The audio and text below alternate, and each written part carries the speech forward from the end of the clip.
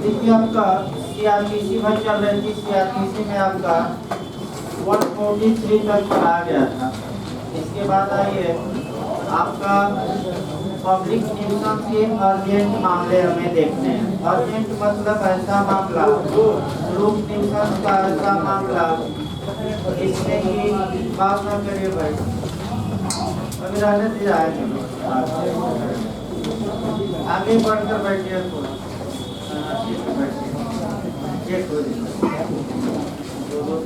बैठिए भाई जल्दी।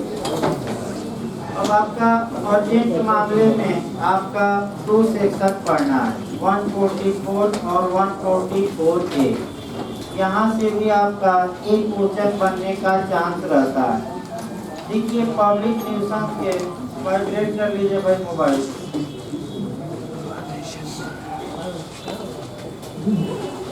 जो पब्लिक न्यूसेंस के अर्जेंट मामले हैं आपका 144 और 144A यानी कि धारा 144 और 144A से कवर होंगे।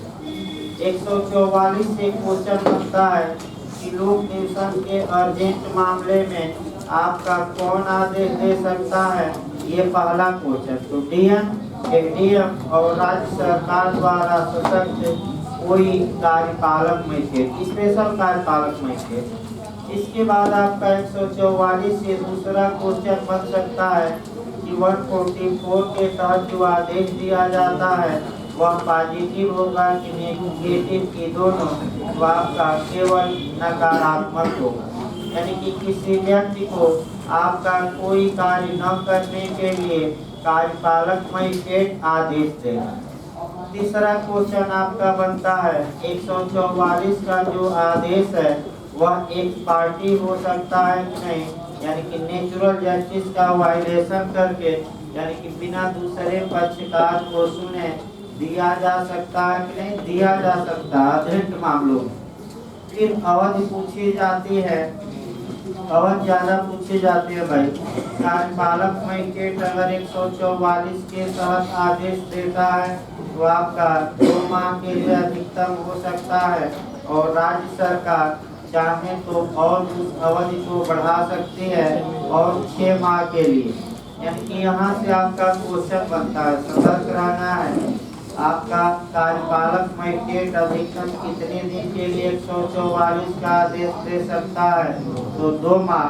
राज्य सरकार कितने दिन के लिए और चाहे तो बढ़ा सकती है, 6 माह। यानी कि टोटल अवधि कितनी हुई, 8। ये याद रखना है। फिर अगला क्वेश्चन में ज्यादा चलना है।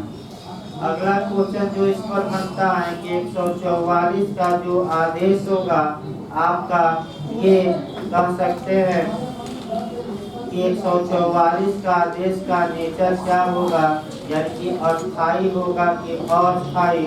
ये भी क्वेश्चन बन चुका है भाई। तो ये परपेचुअल या शाश्वत या अस्थायी नहीं होता, तो कैसा होता है, अस्थायी, क्योंकि कुछ समय के लिए दिया जाता है, हमेशा के लिए नहीं। इस धारा के तहत आपका कर्फ्यू भी लगाया जा सकता है, पूछ सकता है। कर्फ्यू का मतलब कि अनिश्चार, अनिश्चार का मतलब कि घर से बाहर न निकलने पर रोक देना, यानी कि घर से बाहर कोई न निकले, तो इसी को हम कर्फ्यू कहते हैं। तो क्या 144 के तहत कर्फ्यू लगाया जा सकता है कि नहीं, लगाया जा सकता है, इसमें कोई शक नहीं है भाई। फिर 144 के तहत जो आपका पूछा जाता है, 2 क्वेश्चन अच्छा पूछा जाता है कि 144 का वायलेशन करने पर आईपीसी की धारा के तहत व्यक्ति दंड का भागी होगा। यानी कि 144 का आदेश दिया गया और कोई व्यक्ति उस आदेश का उल्लंघन किया तो वह व्यक्ति इस धारा के तहत आईपीसी में दंड का भागी होगा। तो 188 ये पूछ सकता है, 188 188 आईपीसी।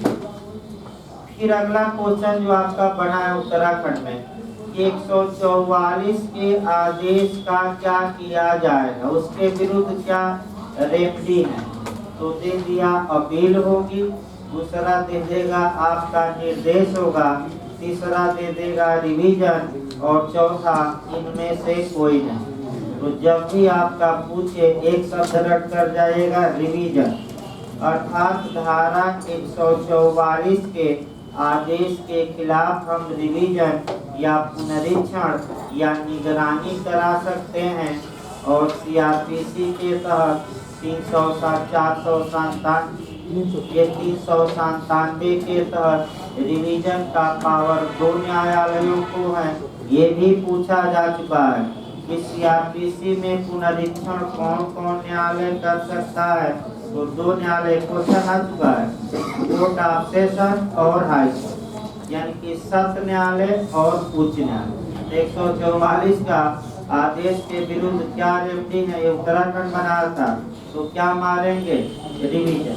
अब जहाँ जहाँ रिवीजन का प्रावधान है आदेश के विरुद्ध, तुरंत आपको कवर कर लेना है। देखिए आपका कैसे 2-3 क्वेश्चन तैयार किया जाता है। अगला क्वेश्चन आपका सीआरपीसी की धारा 125 से इसी पर कवर करना है। और ये पूछा जाता है कि सीआरपीसी की धारा 125 का जो मेंटेनेंस का आर्डर दिया गया है उसकी क्या होगी, अपील होगी, निर्देश होगा, रिवीजन होगा, इनमें से कोई नहीं। तो क्या होगा, रिवीजन। तो रिवीजन कहाँ कराया जा सकता है, तो court of session, high court, दोनों इनमें से कोई नहीं। दोनों मार कराएगा, दोनों में से कहीं भी, क्योंकि दोनों को पावर है। फिर आपका 144 की संवैधानिकता देख लेनी है। लास्ट में आपका खूब केस पूछा जाता है, बैठिए भाई। 144 पर एक केस कम से कम याद रखिएगा, मजलिमय वर्सेज उपखंड मजिस्ट्रेट मुंगेर। फिर मैं बता दूं,